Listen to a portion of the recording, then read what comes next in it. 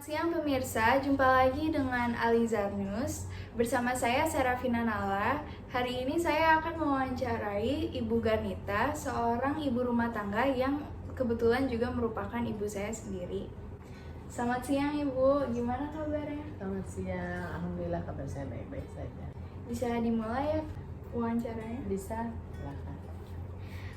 Jadi pertanyaan saya yang pertama, dalam kehidupan ibu di masa kecil, apakah pernah ibu melewati rintangan-rintangan yang dulu bisa dianggap sulit oleh ibu? Ada, itu pada saat saya harus beradaptasi dari SD ke SMP, terus dari SMP ke SMA, SMA ke kuliah. Jadi masa sulit itu saya hadapi, terpaksa harus saya hadapi pada saat saya menuju ke lingkungan baru. Seperti misalnya dari SD ke SMP, karena lokasi sekolah SMP saya pada saat itu cukup jauh dari rumah saya, jadi saya harus tinggal di rumah bude saya. Jadi setiap weekend atau setiap akhir pekan baru saya kembali lagi ke rumah. Tapi saat weekdays atau hari-hari biasa, hari-hari sekolah, saya menginap di rumah bude saya. Jadi saya harus beradaptasi dengan sekolah baru, yaitu dengan lingkungan baru, dengan sistem pengajaran yang baru, sistem belajar yang baru maksud saya. Kemudian juga saya juga harus bisa beradaptasi untuk tinggal di rumah bude saya, meskipun itu masih masuk ke dalam saudara ya, tapi tetap aja setiap rumah pastinya ada aturan sendiri-sendiri. Nah, itu saya belajar di situ bagaimana cara saya memanage waktu, memanage keuangan, karena kebetulan uang jajan saya juga bukan yang termasuk besar. Jadi bagaimana cara saya mengatur uang jajan saya supaya cukup dalam, misalnya waktu itu saya dapat setiap minggu, jadi harus cukup dalam waktu seminggu itu. Dalam masa itu kira-kira kenapa ya bisa ibu anggap sulit rintangan tersebut? Seperti yang tadi saya bilang, bagaimana saya beradaptasi di rumah yang baru, di rumah keluarga bude saya dan pak de saya yang pastinya punya aturan sendiri, punya ritme hidup yang berbeda dengan yang di rumah saya ya. Kan pastinya kita lebih senang, lebih santai di rumah sendiri kan, ketimbang kalau misalnya kita di rumah orang lain. Meskipun itu saudara sekalipun, kita tidak bisa nggak bisa terlalu bebas duduk sembarangan misalnya, atau misalnya tidur sampai siang, misalnya seperti itu. Itu di rumah bude saya dulu, mau saya tidur jam berapapun, jam jam 6 saya harus sudah bangun, atau jam setengah 6 saya harus sudah bangun. Kenapa? Karena semua sekolah di waktu yang sama kan, sementara kamar mandi hanya ada satu, jadi kita ngantri. Nah, saya juga harus bisa, jadi kalau misalnya saya bangunnya terlambat ya berarti saya harus nungguin orang yang mandi dulu kan, saudara saya mandi, atau mungkin bude saya, atau maksudnya dengan sepupu-sepupu saya yang lain, atau dengan kakak saya juga ya, kakak satu juga, kakak saya juga sering nginap juga di sana. Jadi kita semua juga punya waktu sendiri-sendiri, gimana dari rumah menuju ke sekolah jangan sampai terlambat seperti itu. Terus juga sampai di sekolah pun juga saya sendiri kan, tidak ada kakak, jadi saya benar-benar ngadepin semua sendiri. Karena kebetulan kakak-kakak saya ada di SMA, sudah di SMA ya, jadi saya pada saat masuk SMP saya sendiri. Begitu juga waktu pas saya SMA saya sendiri ngadepin selama 3 tahun, saya sendiri. Karena kakak-kakak saya sudah di jenjang berikutnya, jenjang pendidikan berikutnya. Misalnya saya di SMP, mereka sudah SMA. Pas saya di SMA, mereka sudah di kuliah. Pada saat saya di kuliah, mereka sudah mau selesai, atau bahkan ada yang sudah selesai malahan. Jadi setiap pergantian, setiap jenjang pendidikan yang saya hadapi, saya harus hadapi sendiri. Karena adik saya pun pada saat itu lagi di bawah saya. Jadi misalnya saya di SMP, adik saya masih di SD. Saya di SMA, dia baru masuk SMP. Seperti itu kira-kira. Pertanyaan selanjutnya ya Ibu, bagaimana cara Ibu menghadapi rintangan tersebut? Tentunya dengan cara kita mencoba membuat solusi. Sebenarnya ini kan semua tuh sederhana ya Mbak ya. Jadi misalnya gini, saya waktu pas SMP, saya lihat waktunya. Kalau saya pernah terlambat nih, bahkan saya pernah sampai di sekolah pintu gerbang sudah ditutup, saya tidak bisa masuk misalnya, atau saya harus menjalani hukuman, ya udah saya jalani, tapi berarti berikutnya saya harus bangun lebih pagi misalnya. Atau misalnya yang lebih gampang lagi, saya ada barang yang ketinggalan, jadi misalnya pada saat itu saya lupa bawa buku pelajaran nih, jadi saya terpaksa minjam. Atau misalnya ya terpaksa saya harus banyak, catatan saya jadi banyak sekali karena saya nggak bawa buku cetak misalnya. Atau bahkan misalnya saya lupa bawa buku PR saya, jadi saya ya kena hukuman kan. Nah, jadi melihat seperti itu saya jadi berpikir, oke, berarti saya harus prepare dari malam sebelumnya. Di malam hari saya harus tahu saya mesti bawa apa, dan saya juga menghitung jam, menghitung waktu, saya harus tidur berapa lama supaya saya besoknya tidak bangun kesiangan. Terus bagaimana cara supaya tidak bangun kesiangan? Misalnya saya punya waker. Pada saat itu misalnya karena saya belum bisa beli waktu itu, saya pinjam waker dari kakak saya. Jadi waker itu dinyalakan dalam waktu yang bukan bersamaan. Jadi misalnya ya udah jam 5:30 bangun, ya saya juga ikut bangun seperti itu. Jadi tinggal tunggu kakak saya, atau misalnya saya mandi duluan seperti itu. Jadi bagaimana saya mengatur ritme hidup dan seperti itu. Jadi dilihat dari misalnya dari hasil dari kelakuan saya, misalnya saya lupa, berarti ada konsekuensi yang harus saya hadapin kan. Kalau saya tidak mau menghadapi konsekuensi tersebut, berarti saya harus ada preparation sebelumnya, seperti itu. Atau misalnya saya karena di sekolah baru saya belum banyak teman, saya waktu itu karena saya selalu mau di SMP, SMA, bahkan kuliah, selalu tempat tinggal saya itu dekat dengan sekolahan. Jadi saya selalu ke sekolah pulang pergi itu dengan jalan kaki. Nah, keuntungannya adalah selain dekat dan saya bisa mengatur waktu dengan lebih mudah karena saya jalan kaki kan, saya tinggal pikirkan bagaimana cara memanage waktunya. Itu juga saya bisa jalan bersama dengan teman-teman yang kebetulan juga rumahnya di sekitaran sekolah. Nah, dari situ saya bisa jadi berteman, jadi bisa dekat. Dari situ saya tahu rumah teman pun juga tahu rumah saya di mana. Jadi akhirnya kita juga bisa play date. Saya gantian ke rumah dia dan dia ke rumah saya atau ke rumah bude saya, atau misalnya pada saat saya kuliah di kosan saya, seperti itu. Jadi rintangan-rintangan tersebut sebenarnya juga memiliki pengaruh yang baik ya Ibu dalam kehidupan. Pertanyaan selanjutnya ya Ibu, dalam menghadapi situasi yang sulit tersebut, apakah ada yang menolong Anda? Karena tadi Ibu sendiri bilang bahwa orang-orang di sekitar Ibu juga mencoba untuk melepas Ibu agar Ibu menjadi lebih mandiri. Jadi apakah ada satupun orang tua yang mencoba untuk menolong Ibu?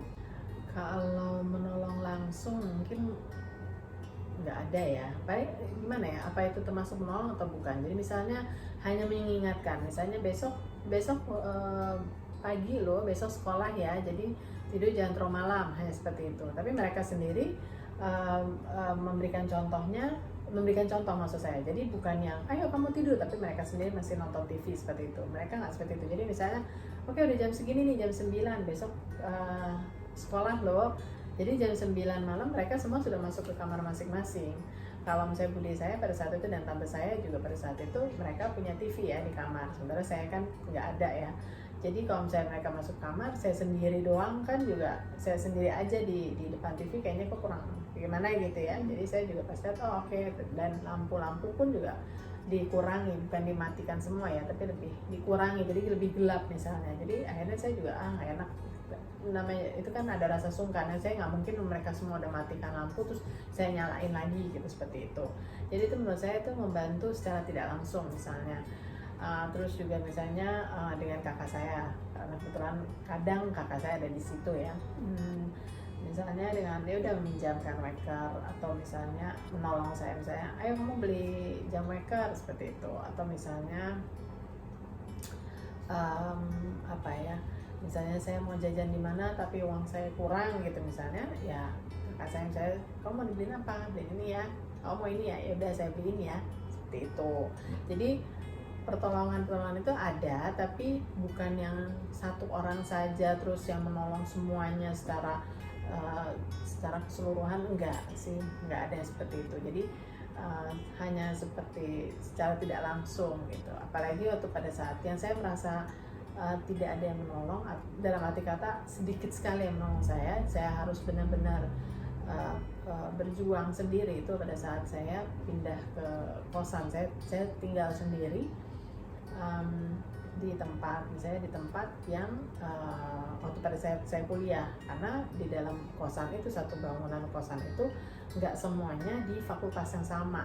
Jadi ada di fakultas sastra, ada yang anak anak sastra aja ada banyak ya, misalnya sastra Inggris, sastra Belanda. Antara sastra Inggris dan sastra Belanda belum tentu temenan mereka. Atau misalnya satu lagi ada yang fisip, ada yang anak teknik misalnya. Itu mereka semua berinteraksi tapi maybe in acquaintance gitu. Jadi nggak cuman hai aja, satu alma mater iya, tapi bukan yang satu kelas seperti misalnya satu angkatan kelas 6 semua atau kelas 7 semua, memang seperti itu. Tapi benar-benar yang satu di fakultas mana yang tempatnya lebih jauh, yang satunya angkatan berapa, beda-beda semua. Jadi saya juga harus beradaptasi dengan mereka semua, dengan kebiasaan mereka semua, dan tidak semua orang juga ekstrovert atau mau membuka diri sama seperti saya. Jadi misalnya saya pada saat itu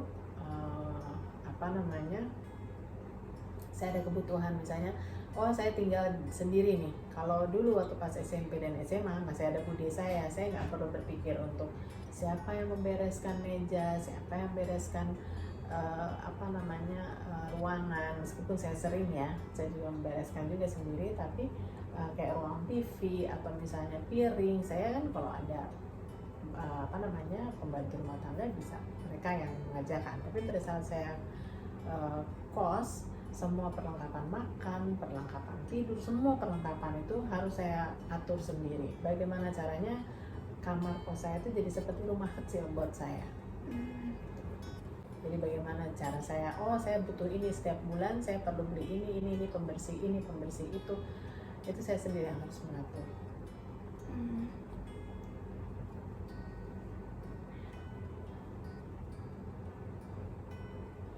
Mau mikir dulu bentar, sorry.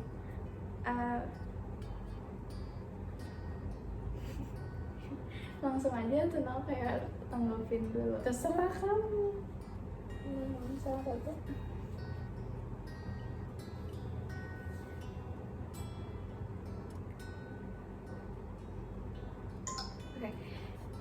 Oke.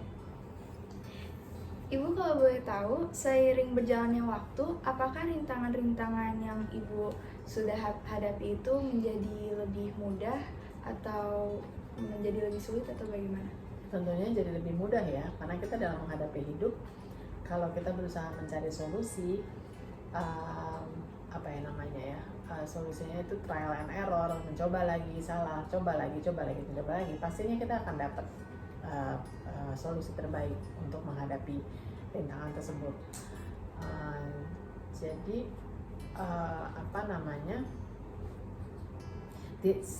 sepengalaman saya tidak pernah ada rintangan A gitu misalnya. Dia bukannya saya sudah mencoba untuk menyelesaikan, buat solusi, terus dia bukannya menjadi lebih mudah, malah jadi lebih susah gitu. Rasa saya sih nggak ada ya. Gitu. Tetapi apakah ada tantangan-tantangan baru yang belum pernah Ibu hadapi, tapi akhirnya muncul seiring Ibu menjadi ya? lebih Pastinya ada. Misalnya itu sebenarnya tantangannya itu apa ya? Menghadapi keseharian aja sih, Mbak. Misalnya dengan uang pegangan saya, sekarang saya pindah pada saat saya kuliah ya. Saya udah dengan bekal pengalaman saya menghadapi SMP SMA, atau misalnya pas saya SMP ke SMA, pas SMA nih kelas 3, pada saat berarti kelas 12 ya sekarang ini. Kelas 12 saya harus les.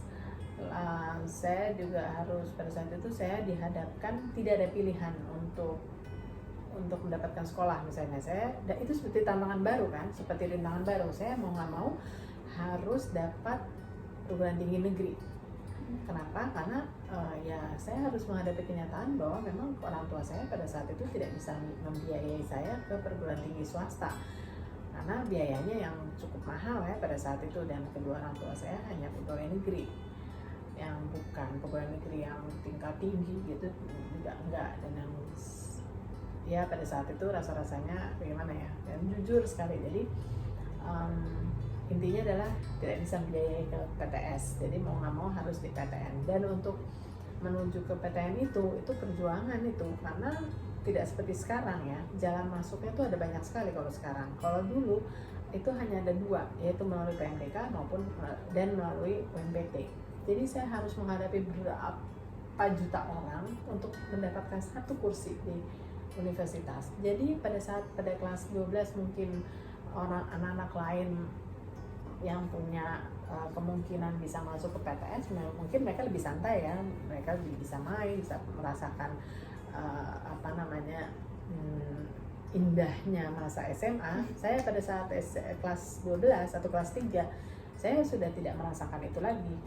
Merasakan tetap, tapi maksudnya saya tidak bisa, orang lain pada jalan-jalan ke mall, jalan-jalan kemana, atau misalnya main-main ke rumah teman apa, saya enggak. Saya mau nggak mau saya harus mikir gimana caranya pulang dari sekolah, saya hitung waktu, saya naik apa. Kebetulan waktu itu saya harus naik umum, padahal saya belum pernah naik umum sebelumnya.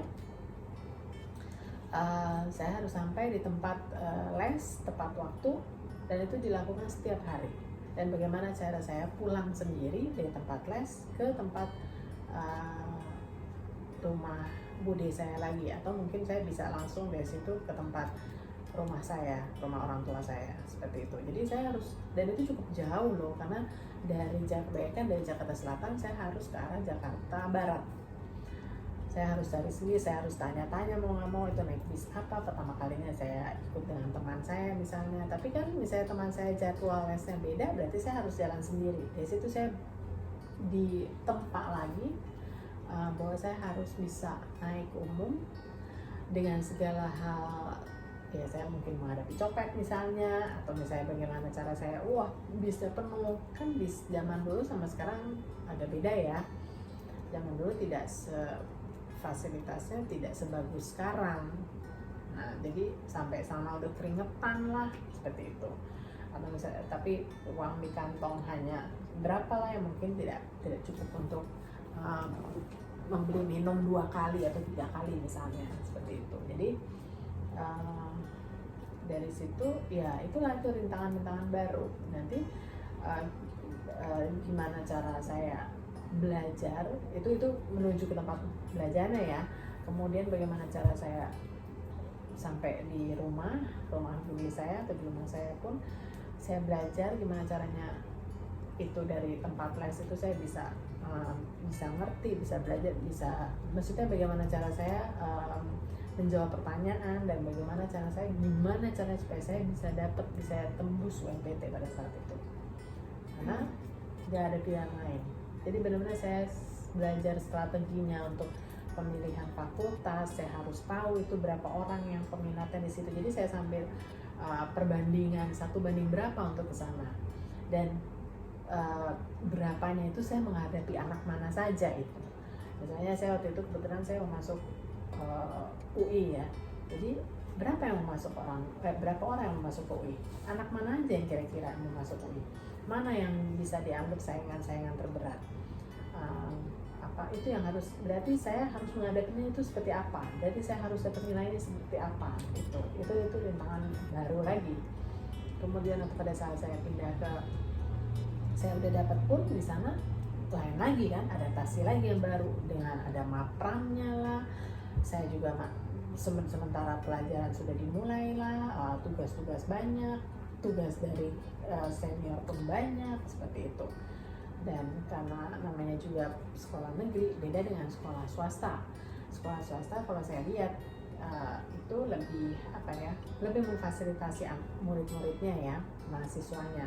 Tapi kalau misalnya sekolah negeri, kita benar-benar diajarkan untuk mandiri, bukan yang oh ya ininya ya, bukunya ini nanti kamu carinya di sini. Enggak. Kalau di sekolah negeri terutama PTN yang saya lihat, bukunya ini, halaman sekian sampai sekian, bab sekian sampai sekian. Beli di mana? Ya cari. Ya tanya sama senior kamu seperti itu. Terus misalnya senior nggak mau pinjam, ya kamu pikir sendiri gimana caranya. Oh ternyata bukunya mahal, ya kamu mikir lah gimana caranya. Apa fotokopi atau pergi ke mana di buku bekas, sampai saya seperti itu. Itu sih. Jadi pada akhirnya ibu terpaksa harus belajar menjadi lebih dewasa ya. Iya betul. Pada masa-masa melewati rintangan tersebut, apakah rintangan-rintangan itu memiliki pengaruh dalam kehidupan masa kecil Anda? Selain pengaruh baik? Iya pastinya ya. Misalnya saya jadi tidak mudah percaya sama orang, apalagi orang yang tidak bisa pegang janji misalnya. Karena saya misalnya gini, saya janji, orang ini janji sama saya jadi bergantung dengan janjinya dia. Misalnya, oh ya nanti bukunya dari saya aja. Tau-taunya pada saat saya lagi membutuhkan dia nggak bawa, atau misalnya taunya dia nggak jadi kasih ke saya. Saya kan harus berpikir lagi kan, bagaimana caranya gitu. Atau misalnya dia kelihatannya baik nih, soalnya cuma begini-begini aja kok. Saya percaya nih karena waktu itu misalnya saya nggak masuk gitu. Ternyata atau misalnya jadi kamu belajarnya yang bab ini aja gitu misalnya. Jadi saya belajar cuma bab itu aja nih. Oh yang bab ini, yang berikutnya nggak usah, katanya nggak usah, cuma bab ini aja. Ternyata bab yang berikutnya ada. Jadi saya secara negatif, jadi saya agak sulit untuk percaya dengan orang, agak sulit untuk dekat dengan orang seperti itu. Terus juga saya juga adaptasi, kadang-kadang saya jadi moody karena kalau saya lagi capek atau saya misalnya merasa orang ini kayaknya kurang baik nih gitu, jadi saya lebih sulit lagi untuk buka diri gitu. Ibu, saya mau nanya, jika ibu mendapat pilihan untuk mengulangi kehidupan ibu lagi tanpa harus menghadapi rintangan-rintangan tersebut, apakah ibu akan mengambilnya? Kayaknya enggak ya, karena meskipun itu rintangan itu berat ya, tapi dengan adanya rintangan itu saya bisa menjadi lebih mandiri seperti sekarang. Saya bisa lebih berpikir, pola pikirnya tuh tidak cepat menyerah, karena seharusnya demikian ya. Terus juga trial and error juga. Kemudian juga meskipun itu negatif, tidak cepat percaya sama orang. Menurut saya itu negatif dan positif ya. Jadi saya juga tidak, saya berusaha jangan sampai saya dibohongin orang seperti itu. Jadi kalau misalnya ada pilihan itu, rasa-rasanya sih kalaupun nggak akan saya ambil entirely semuanya gitu. Mungkin mesti dipilih-pilih, tapi pada akhirnya kalau dipilih kita tidak tahu kan hasil akhirnya seperti apa. Kalau misalnya dengan rintangan yang sudah saya hadapi, hasil akhirnya saya seperti ini, mungkin ada beberapa hal yang mau saya perbaiki ya, kalau bisa saya perbaiki, tapi kalau untuk semuanya saya rasa enggak sih. Menurut ibu, dari rintangan-rintangan yang ibu sudah hadapi, apakah ada moral yang bisa ibu petik dari situ? Moralnya pastinya ada, sebenarnya moral apa yang bisa kita petik dari situ ya, benang merahnya ada pastinya, yaitu misalnya yang pasti bahwa kita jangan pernah menyerah dalam menghadapi hidup, dalam menghadapi rintangan.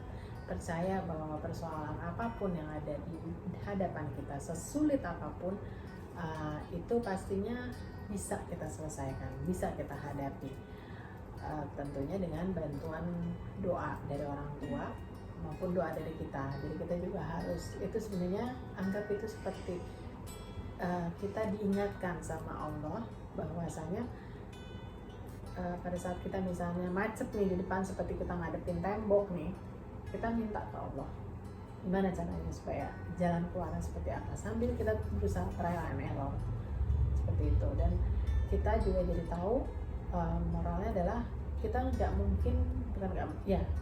mungkin merasakan hidup senang terus. Kenapa? Kalau kita merasa hidup senang, kita nggak tahu artinya senang seperti apa, ya kan?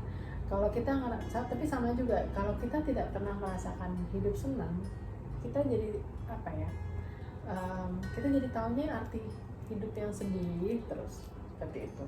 Kalau misalnya kita hidup senang terus kita nggak tahu artinya senang, nggak tahu artinya sedih, kita jadi tidak bisa empati dengan orang lain. Bukan simpati ya, tapi empati. Kalau kita bisa empati sama orang, kita bertemu dengan orang lain atau saudara kita lihat dia pernah menghadapi atau dia sedang menghadapi rintangan yang kita pernah laluin, kita bisa sedikit bantu. Gini loh caranya, kira-kira seperti ini. Meskipun mungkin tidak bisa semuanya. Kenapa? Bukan karena kita tidak mau bantu, tapi setiap masalah pastinya tidak semuanya persis plok sama. Pasti ada bagian yang berbeda yang harus dihadapi dengan cara yang berbeda juga dan dengan solusi yang berbeda, seperti itu. Jadi ya itu moralnya, kita harus kuat menghadapi hidup, kita nggak boleh nyerah, kita juga harus percaya bahwa apapun itu yang kita hadapin pasti akan berakhir, pasti ada akhirnya, pasti ada.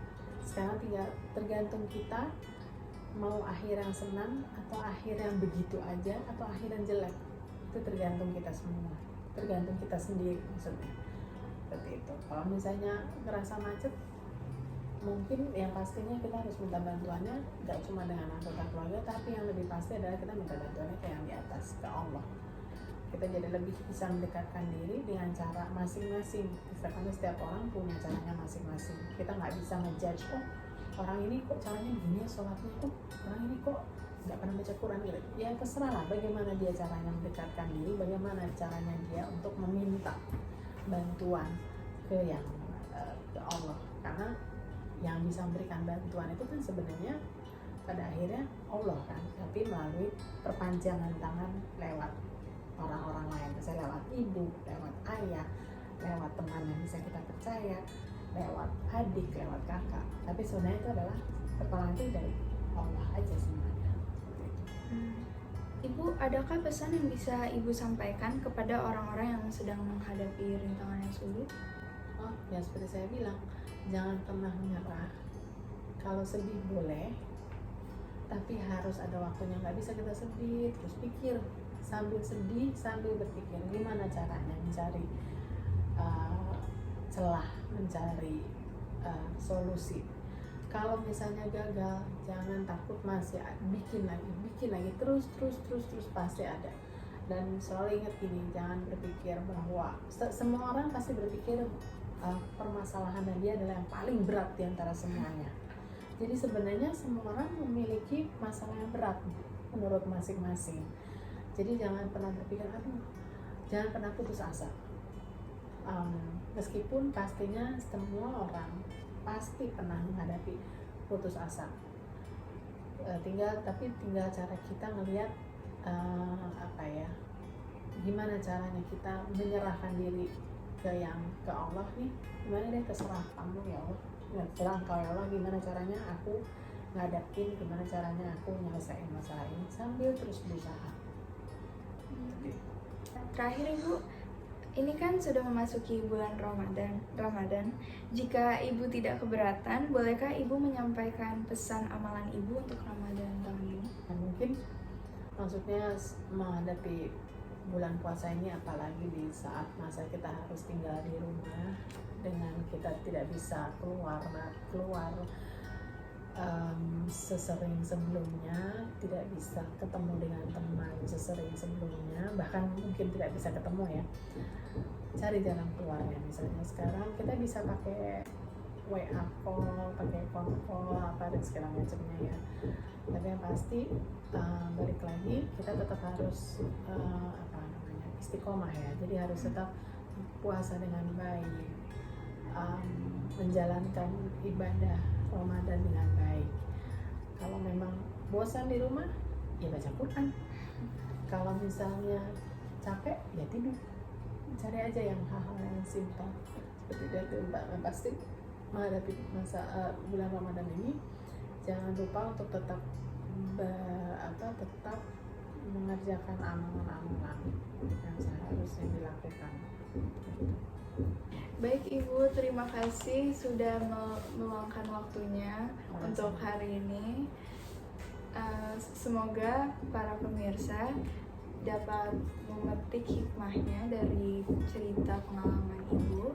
Sekian dari kami pemirsa, semoga bermanfaat. Selamat siang dan sampai jumpa kembali. Wassalamualaikum warahmatullahi wabarakatuh. Waalaikumsalam.